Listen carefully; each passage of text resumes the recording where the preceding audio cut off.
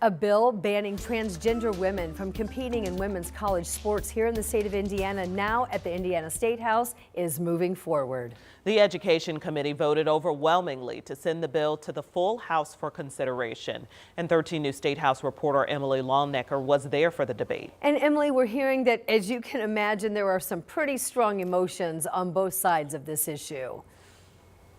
Yeah, absolutely. We heard from advocates in the trans community and their allies about why they believe this bill will harm the transgender community. We also heard from some female athletes who say they competed with and against transgender women in sports and believe they were denied a level playing field because of that.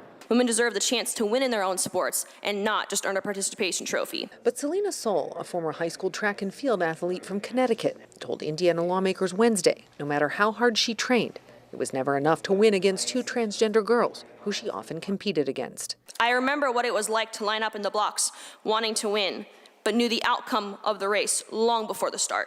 Soul testified in support of House Bill 1041 that would require Indiana colleges and universities to designate teams as male, female, or co-ed, banning transgender women from playing on a women's team.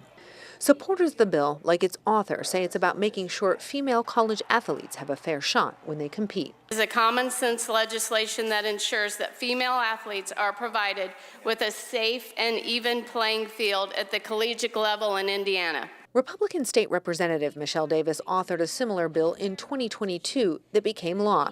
It bans transgender girls from competing on girls' sports teams in grades K through 12. Davis was there last week when President Trump signed an executive order calling for federal funding to be withheld from any schools that let trans women compete on women's sports teams. A day later, the NCAA announced it was changing its policy on trans women being allowed to participate in women's collegiate sports. The new policy bans them from doing so.